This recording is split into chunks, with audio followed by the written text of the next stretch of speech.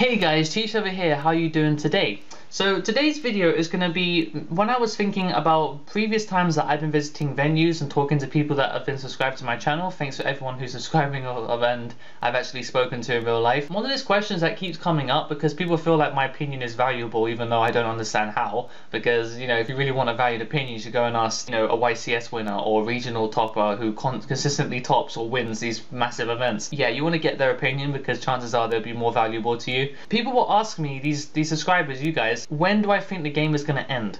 Now, I think this kind of is synonymous with the same question of, is Konami's business practice that they have, which is basically the power creep, is that an efficient and good way to keep the game going for long as possible? Yes and no. The yes side of this is that you can keep people playing, competitive people playing, who have money, who will happily throw money at the game, you know, making it rain on the game, and make card prices stupid. It's because if you keep keeping the cards make the cards stronger, so that people will want to keep buying the new stuff. And that is obviously what the power creep is. It's the only reason why the power creep exists is because people want to keep buying new cards because they know that they want to have the best chance of winning at a tournament. But on the other side of the spectrum, if you look at a game like Hearthstone, which I keep using as an example, but it's a good example because it's very new and it hasn't got a power creep in it, because they're releasing a new set that's going to come out, but these cards have been incorporated and into the core set by, you know, basically there's no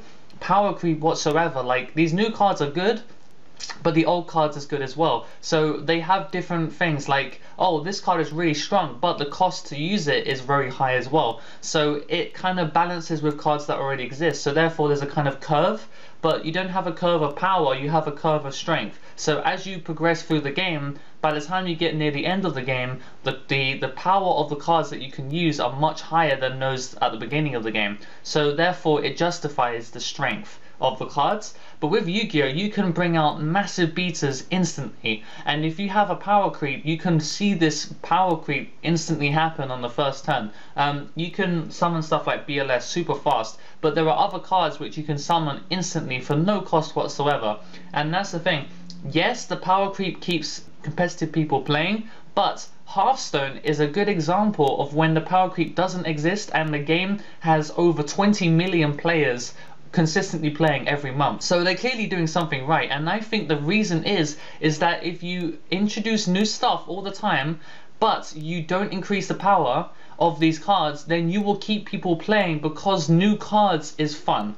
Okay, new cards will keep people playing because they will see there's a new mechanic, there's a new something that they can see that that fuels the interest in the game, and then people will flock to these new archetypes and then they'll keep playing. People won't go, oh yeah, I want to play the best thing that's out there, but if you just keep it somewhat level, people will, you know, there's no actual measurable way to see a deck that's better than the other. You can go, oh yeah, this deck wins more than the other, but that could just be that it wins a lot against a certain matchup. But you can't actually say that a deck is better unless it wins everything so much more frequently. It has a much better statistic of winning than another deck, and that's when the power creep exists. But if there's just a fluctuation of roughly depending on what deck you're playing, then there is no power creep and people will still play every deck, and you'll get a huge variance and diversity, and then people will just be happy with new stuff. You know, I mean, you can have a slight creep.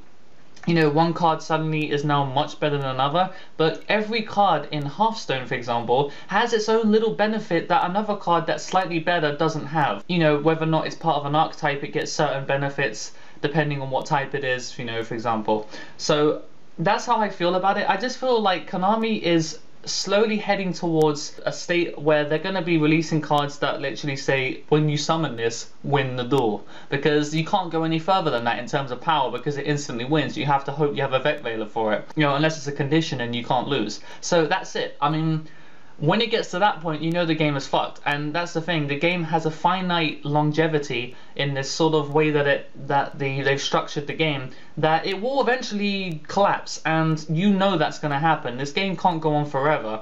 But if you take away the power creep and you keep everything level and you keep introducing new interesting stuff like Konami does, but so they've got half of that right. But if they keep introducing new stuff without increasing the power, they will see the game last a hell of a lot longer. But to be fair, this game has been around for pretty much almost like 13, 14 years, and that's a really long time. So if you start to see people drop out of the game, there's less new people coming in because the game's getting so complicated, people aren't getting smarter to compensate for this difficulty difference. I mean, the kids are still the same as they used to be 10 years ago. If you still have to teach them something, you're still teaching them the same stuff, except now dragon rulers exist, and these cards are complicated, and shadows exist, and everything has free effects on them. So you just have to sit down with them and spend more time trying to teach them this game, and you just have to hope to God that these new people who play don't get bored and leave. And that is one thing that's going to make the game decrease in, you know. So that's the question is the power creep an effective way to keep for a business model? And I'm saying pretty much long answer is going to be no, but the short answer is yes. So take that as you will. So anyway, I hope you guys have an opinion on this. I want to see you in the comments down below, commenting on what you feel about the game in terms of the power creep and how it incorporates itself as a business model. And I hope to see you guys in a few days. So thanks for watching, guys, and until next time, the Thetcglover is out.